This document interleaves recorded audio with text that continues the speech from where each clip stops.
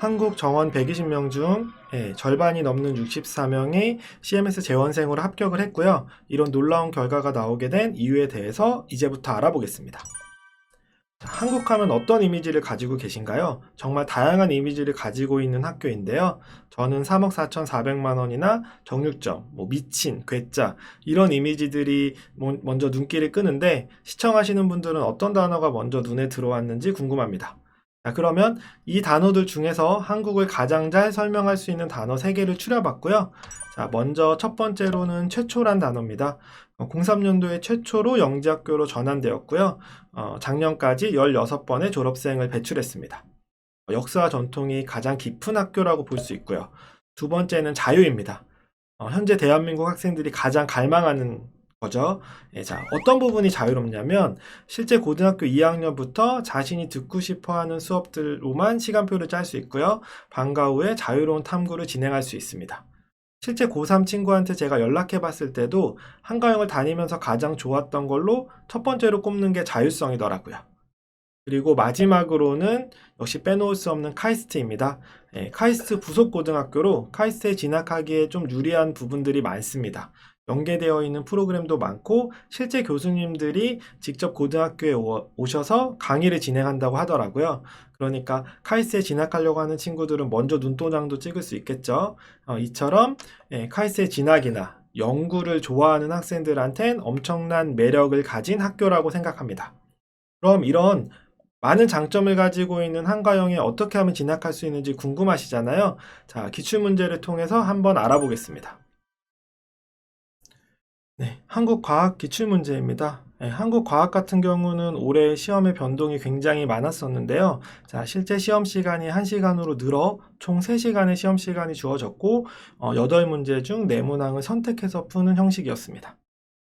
실제로 학생들한테 답안지를 4개만 주었고요. 더 추가적인 답안지를 주지 않았기 때문에 학생들은 최대 4문항만 풀 수 있었습니다. 그래서 이런 것들처럼 뭔가 새로운 시도를 하고 학생들에게 충분한 시간적인 여유를 주는 모습에서 한국스러웠다고 생각되어집니다. 지금 요 기출문제 같은 경우는 이제 악보가 있어서 음악 문제가 아닌가라고 생각하실 수 있는데요. 자, 실제로는 물리 문제였습니다. 실생활과 연계되어 있는 물리 문제였고요. 나머지 과목들도 실생활과 연계되어 있는 문제의 형식으로 출제되었어요. 그러면 저런 것들을 혹시 적중할 수 있었겠어? 라고 생각하시겠지만 CMS는 역시 다르죠. 실제로 적중했고요. 이 문제만 적중한 것도 아니고 총 8문제 중 절반 이상의 문제들이 수업 시간에 했던 내용들이 조금씩 변형되어 출제되었습니다. 그 중에서 어머님들이 보시기에 가장 직관적으로 볼 수 있는 문제를 하나 가지고 왔고요. 이 문제 같은 경우엔 과학 선생님들이 노래가 달라서 좀 아쉬웠다. 산토끼였어야 됐는데 이러면서 좀 아쉬워했었습니다. 네.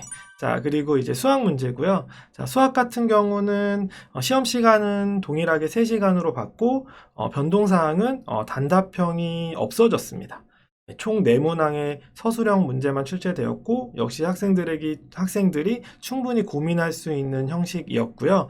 자, 첫 번째 문제 같은 경우는 사고력이나 초등학교 때 실제로 해봤던 교구를 이용해서 해봤을 법한 7교 놀이 문제가 나왔고요.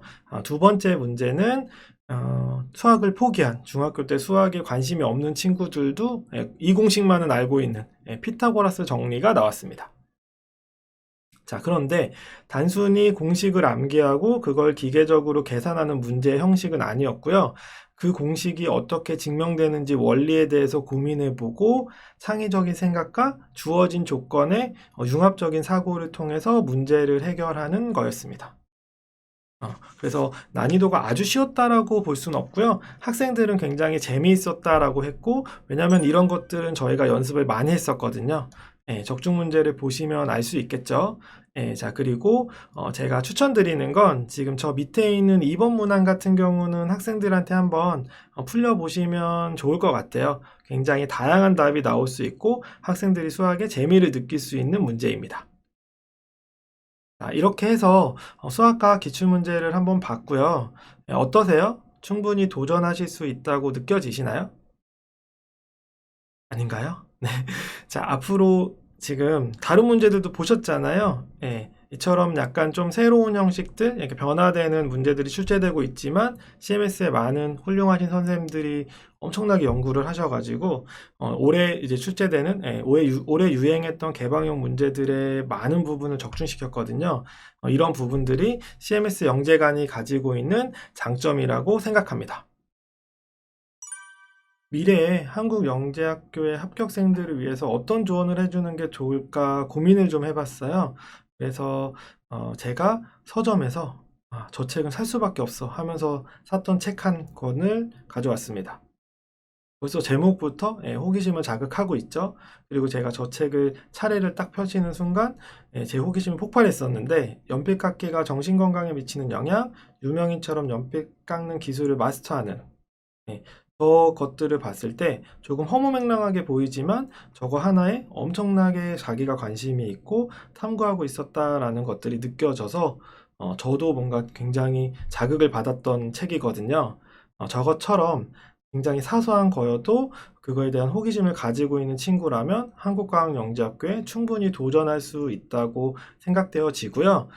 수학, 과학의 학생과 선생님 모두 이 저자처럼 미쳐있는 CMS라면 더 확률이 올라갈 거라고 자신 있게 말씀드리겠습니다.